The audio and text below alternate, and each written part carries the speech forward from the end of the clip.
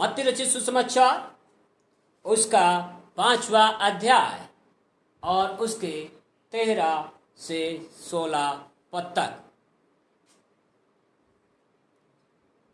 मिल गया जी?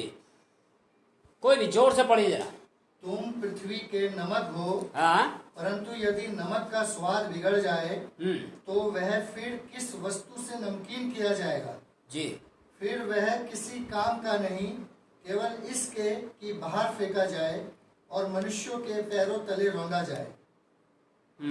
तुम जगत की ज्योति हो। पर्वत पर बसा हुआ नगर छिप नहीं सकता।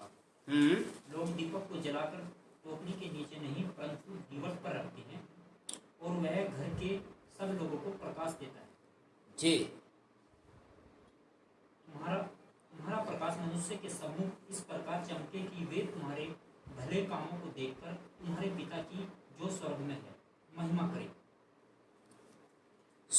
मेरा जो टॉपिक आज है, नमक के ऊपर मैं बात करने नहीं जा रहा, लेकिन आज जो हमारा टॉपिक है वो 14 पद से शुरू होता है और ये कहता है तुम जगत की ज्योति हो। अब बात यह है, जितने लोगों ने मसीह यीशु को अपना उद्धारकर्ता करके ग्रहण कर लिया है, उनके जीवन को परमेश्वर का वचन कहता है, और ये जो वचन कहे गए हैं, जिस पद पे मैं हूं, ये स्वयं प्रभु यीशु मसीह ने कहे हैं। प्रियो, स्वयं प्रभु यीशु मसीह ने कहे हैं। ये भविष्यवक्ताओं के द्वारा बातचीत नहीं है, लेकिन ये बातचीत जो है स्वयं जो प्रभु ने कौन से उपदेश दिए? ये पहाड़ी उपदेश। और उसी के बीच में वो कहते हैं कि तुम जगत की ज्योति हो, और जब जगत की ज्योति हो तो आप छिप ही नहीं सकते। लेकिन अगर आप छिपेंगे तो छिपने के लिए जरूरी क्या है? कहां छिपता आदमी? उजाले में छिपेगा या अंधेरे में छिपेगा? अंधेरे में छिपेगा। अगर आपके पास ज्योति है और आप ट्राई करने लग जाएं कि आप छिपें, अगर आप अंधकार में भी पहुंचोगे और आपके पास लाइट है, तो वहां पे अंधकार रहेगा? नहीं रहेगा। ठीक है ना? वहां अंधकार रहेगा ही नहीं, because you are the light of the world and you are the light for your family, for your friends, for your household. कि आप अपने जीवनों के लिए, जीवन जो है आपका वो क्या है? ज्योति है, और ज्योति छिप ही नहीं सकती प्रियो। पर आज आप अपने जिंदगियों को देखिए। आज मैं और अगर हम सब के सब अपनी जिंदगियों को देखना शुरू करें तो हमने कहीं ना कहीं अपने आप को क्या कर लिया है? We hide somewhere else. हमने अपने आप को कहीं पे छिपा लिया है, क्योंकि हम समझ ही नहीं पा रहे हैं कि हम अंधकार की संतान हैं या ज्योति की संतान हैं। जब ज्योति के संतान हैं तो ज्योति को तो हमेशा प्रकट होना अवश्य है। ज्योति को तो प्रकट होना अवश्य है। पर अगर हम सब के सब अपनी जिंदगियों को देखें, मुझे सुनने वाले भी सब अपनी जिंदगियों को देखें, तो हमारे जीवन में क्या वो ज्योति पाई जा रही है? ऊपर कहता है कि यदि नमक का स्वाद जाता रहे तो वो क्या होता है? फिर लोगों के पैरों तले क्या कर दिया जाता है? उसको रौंदने के लिए छोड़ दिया जाता है।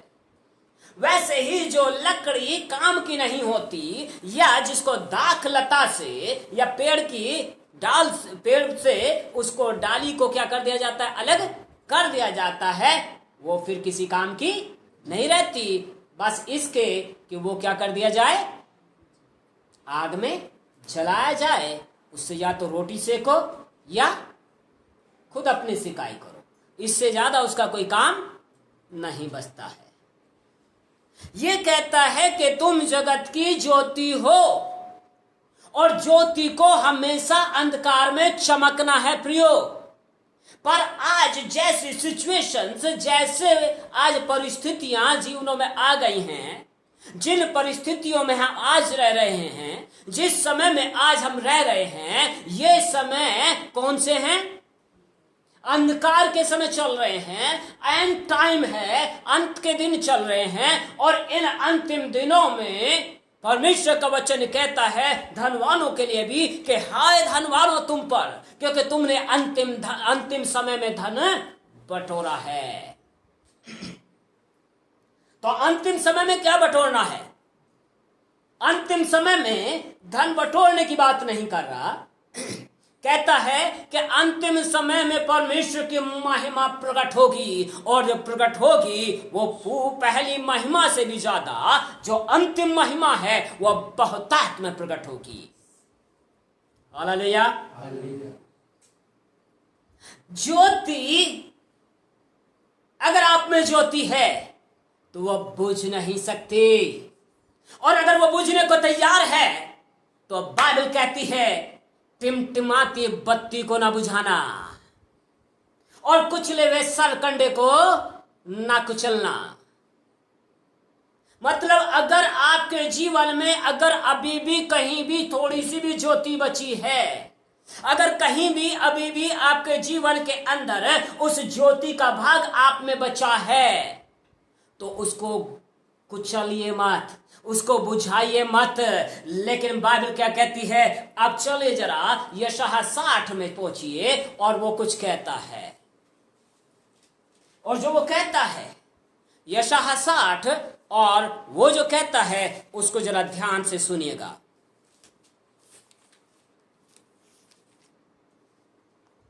जी पढ़ो जोर से जरा।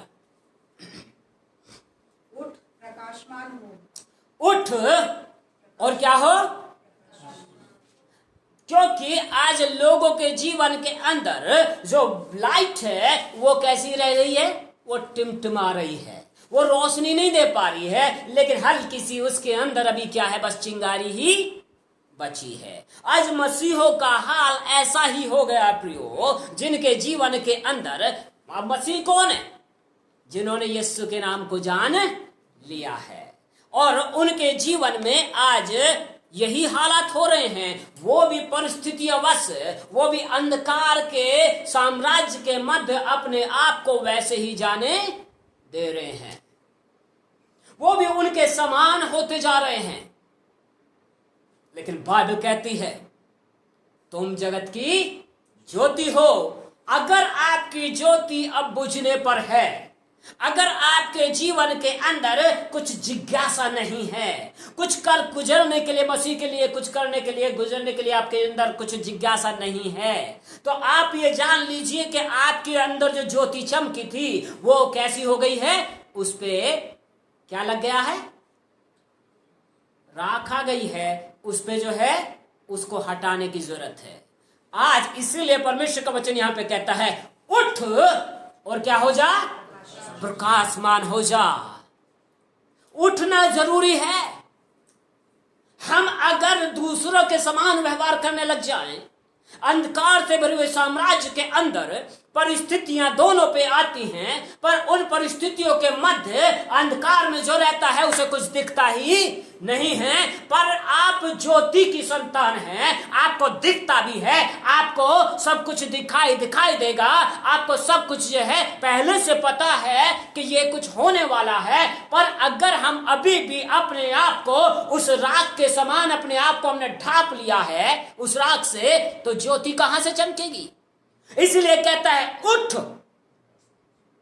मेरे प्रियो, आज उठ जाइए और उस ज्योति में उठ जाइए। अपने ऊपर से अंधकार के सारे बंधनों को तोड़ दीजिए, क्योंकि यदि आप बंधनों को नहीं तोड़ेंगे तो वो बंधन आपको तोड़ देंगे, वो परिस्थितियां आपको तोड़ देंगी। और परिस्थितियों को तोड़ने के लिए जरूरी है कि आपका जीवन जो है वो ज्योति में उठ खड़ा हो जाए। और आप जानते हैं कि ज्योति मसीह के अलावा कहीं चमकती नहीं है। जब यीशु आपकी ज्योति बन गया और उसने स्वयं कहा है कि जब आपने उसको ग्रहण कर लिया, पापों की क्षमा हो गई, तो अब आपके जीवन में क्या चमकना चाहिए? ज्योति चमकनी चाहिए। और ज्योति आपके अंदर चमकेगी तो प्रकाश बाहर होगा। पर आपके खुद के जीवन क्या दूसरों को आज ज्योति में कर पा रहे हैं? अगर आपके जीवन या आपके शब्द दूसरों को ज्योति नहीं दे पा रहे हैं, तो फिर कैसे हम अपेक्षा करें कि उनके जीवन में यीशु मसीह क्या हो जाए, प्रकट हो जाए? हो ही नहीं सकता है।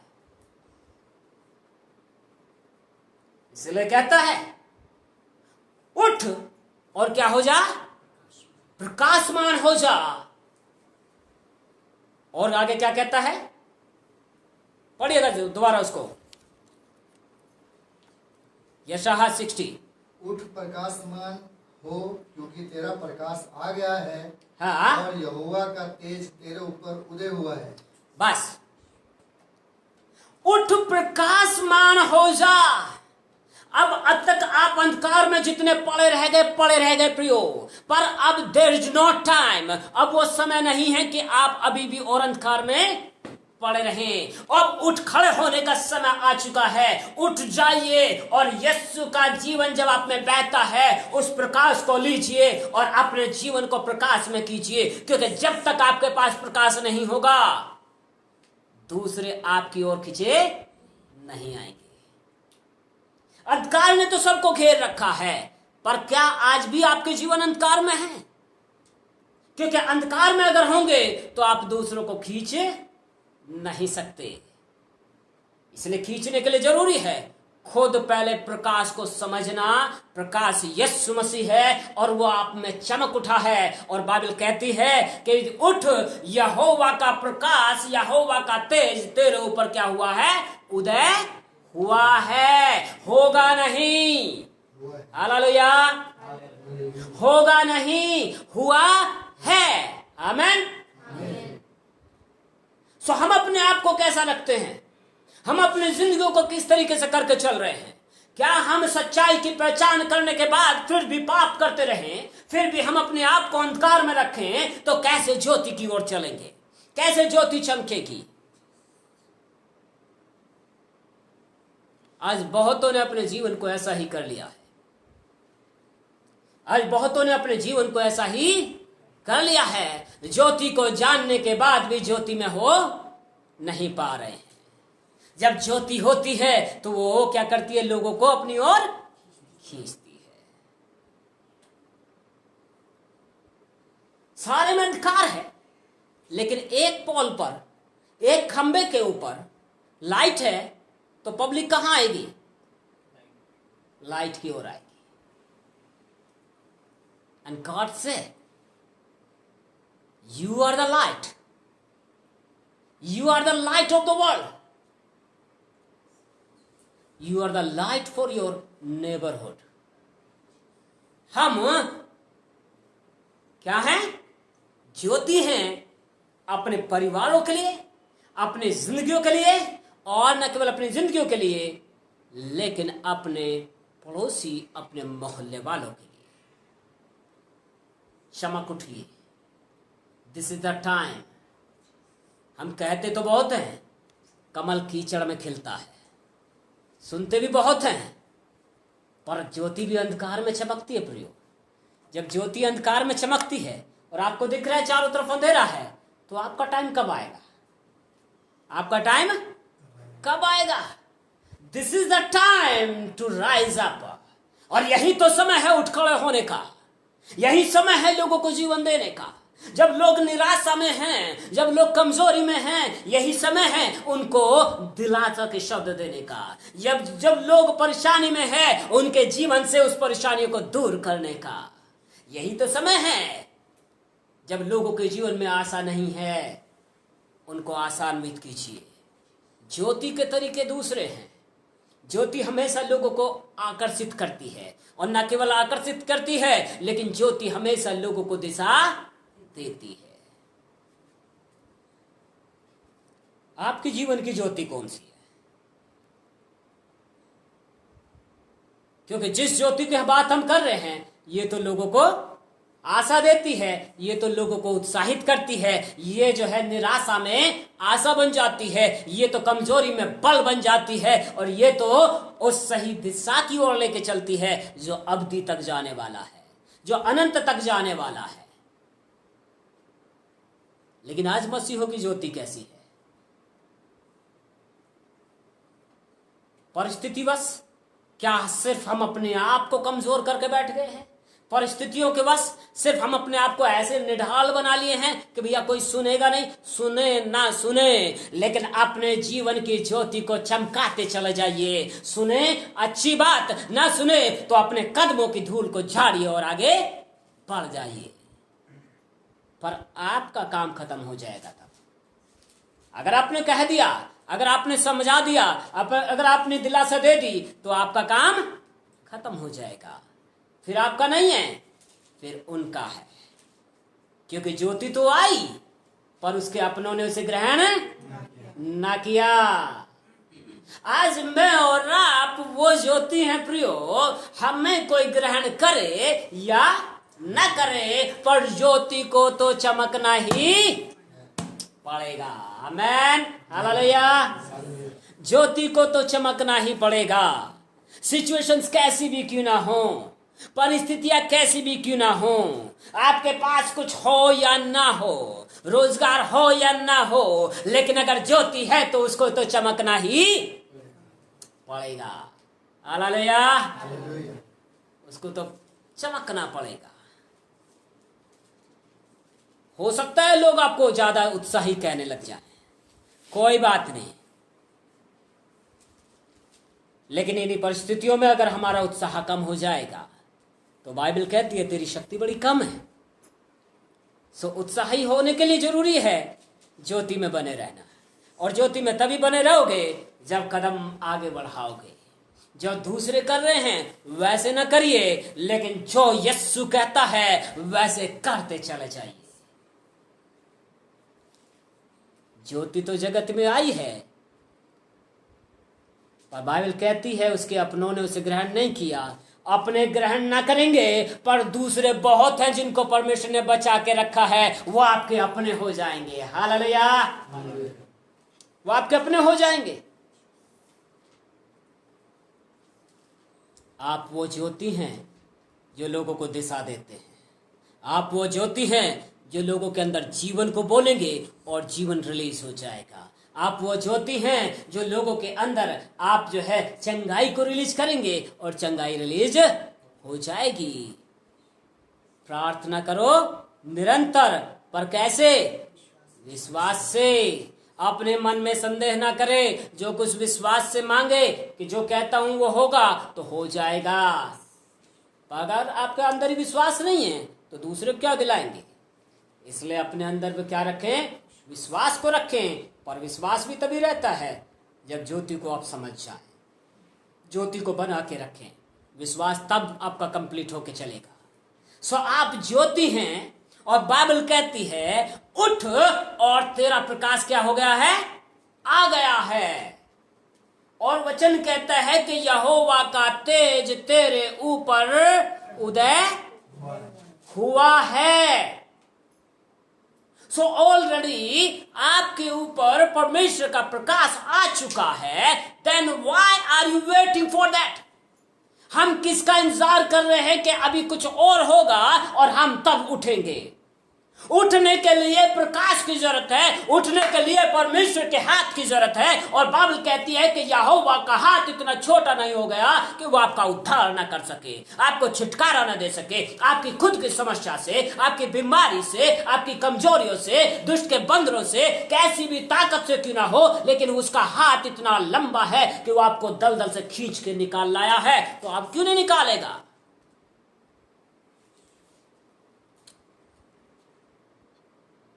और जब वो कहता है कि यहोवा का तेज तेरे ऊपर उदय हुआ है, होगा नहीं, हुआ है। हालेलुया, वो उदय हुआ है। So where is your energy? हमारा उत्साह कहां है? हमारी ताकत कहां है? Rise up again.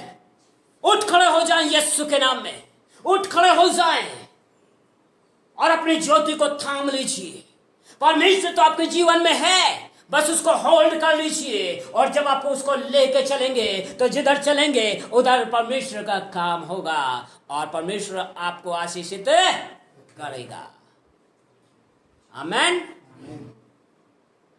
पर उससे पहले जरूरी है अपनी घबराहट को दूर करिए, क्योंकि ज्योति में अंधकार नहीं रहता प्रियो। और घबराहट किसका चिन्ह है? अंधकार का। लेकिन बाइबल कहती है, दूसरा तीमुथियुस में लिखा हुआ है, एक साथ कहता है, परमेश्वर ने हमें भय की आत्मा नहीं दिया है। God has not given a spirit of fear, but a spirit of power, love and sound mind. परमेश्वर ने हमें कैसी आत्मा दिया है? सामर्थ की आत्मा दिया है, प्रेम की आत्मा दिया है और संयम की आत्मा दिया है प्रियो। हम कहां पे हैं? हमारी एनर्जी कहां पे है? हम प्रभु के चरणों में अपने आप को रखें, और जब प्रभु के चरणों में लेके चलेंगे अपने आप को प्रियो, तो परमेश्वर आपको आशीषित करेगा। कोई बंधन आपके जीवन पर बंधा नहीं रह पाएगा।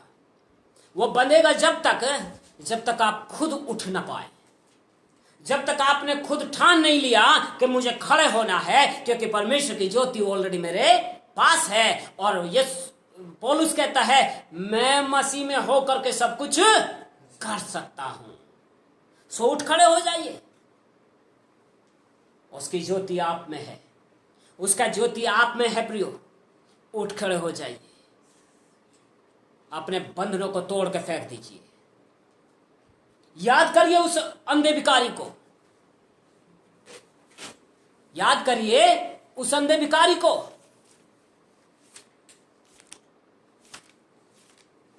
जो कहता है, जोर जोर से चिल्लाता है, और लोग क्या करते हैं? उसको चुप करा देते हैं, उसको आने नहीं देते।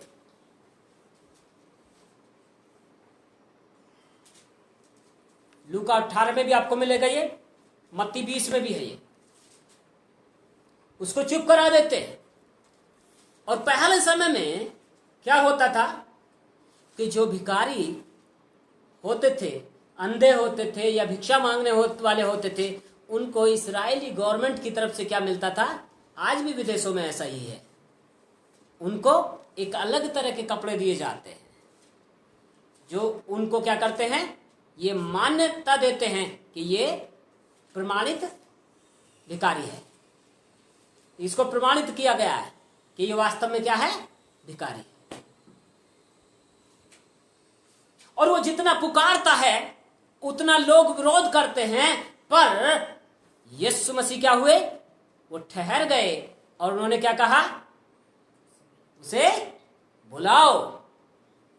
और वचन कहता है प्रियो, उसने क्या किया? अपने वस्त्र को क्या कर दिया? जो उसको प्रमाणित करता था कि वो क्या है? भिखारी है, इज ए बेगर, वो उसने उस वस्त्र को उतार करके, वहां पे लिखा हुआ है, उसने अपने वस्त्र को पीछे फेंक करके और दौड़ लगा दी। उसने दौड़ लगा दी।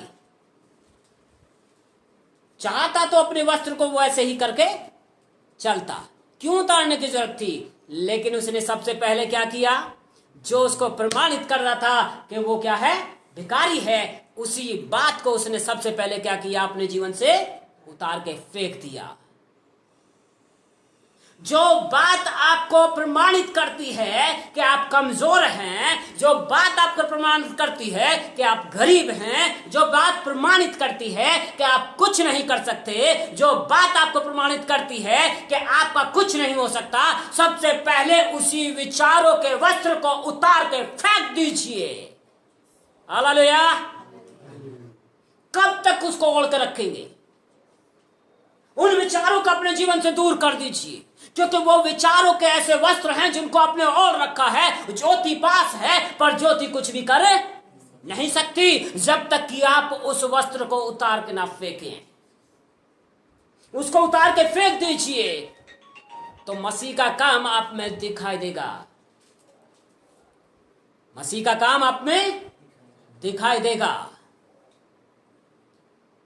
यहोवा का तेज तेरे ऊपर उदय हुआ है। वेट मत करिए नहीं कोई आएगा साहब, इतने दिन की प्रार्थनाएं होंगी, तब कोई हाथ रखेगा, तब कुछ होगा, तभी कुछ होगा साहब, ना।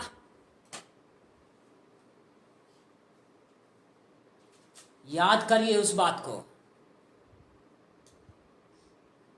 किसको कहा था परमेश्वर ने? अपनी इसी शक्ति में चला जा।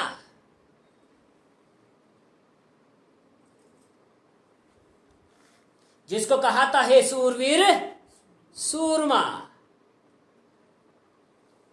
गिदोन जो छिप करके भूसा इकट्ठा कर रहा है, अंधियारे में इकट्ठा कर रहा है।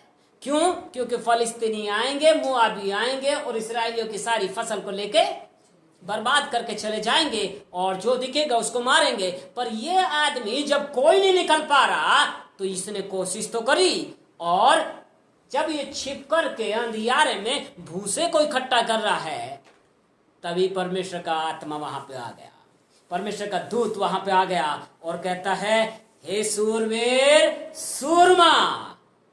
गिदोन भी चारों तरफ ताकने लगा। किसको कहा? कि मैं कहां से सूरवीर सूरमा? जा इसी शक्ति में जा, कि मेरे पास कुछ नहीं है।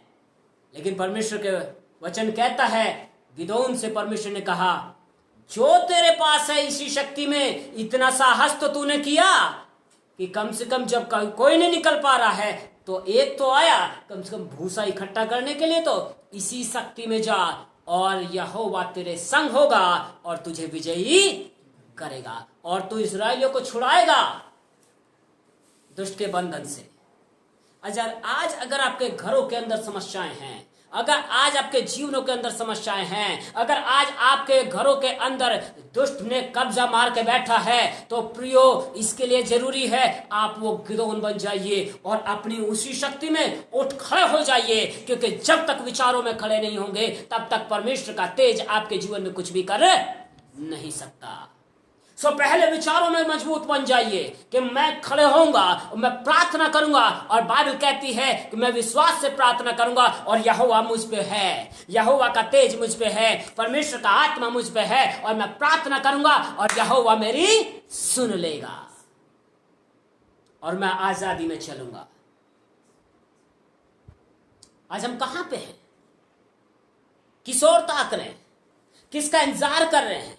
नहीं अभी कुछ हो जाए, शायद इतना कुछ हो जाए तब कुछ करूंगा। छोड़ दीजिए उन बातों को, भूल जाइए उन बातों को। परमेश्वर का तेज ऑलरेडी आपके जीवन पे आ चुका है। अब उठ खड़े हो जाइए, दिस इज योर टाइम। और अगर हम अब भी खड़े ना हुए तो आगे आने वाली परिस्थितियां जो विकट हैं, आगे आने वाली जो परिस्थितियां और ज्यादा परेशानी में लेके आएंगी, तो प्रियो उनका सामना आप नहीं कर पाएंगे। अगर हम आज खड़े हो गए तो वो परिस्थिति आपके पैरों के तले होंगी। क्योंकि मेरा परमेश्वर कैसा कहता है कि लोगों के पास अंधकार होगा लेकिन तेरे पास यहोवा होगा, तेरे पास यहोवा का तेज होगा, परमेश्वर का तेज होगा। और लोगों के पास अकाल होगा, गरीबी होगी, पर तेरे पास उत्तम पदार्थ पाए जाएंगे। Amen. But it's a depend on you. सबसे पहले निर्भर करता है आपके खुद के जीवन पे। आप जब तक विचारों में न खड़े हो जाएं तब तक आप शरीर में उठ नहीं सकते। सो पहले विचारों में उठ जाइए और शरीर भी उठेगा। और जो काम अब तक नहीं कर पा रहे हैं अब मैं करूंगा, क्योंकि यहोवा मुझ पे है, यहोवा का तेज मुझ पे प्रकट हुआ है। और प्रभु अब तू मेरे संग है, मुझे शक्ति दे ताकि मैं अब तेरे काम को बढ़ाता चला जाऊं। जो तूने मुझे काम दिया है उसको मैं करता चला जाऊं।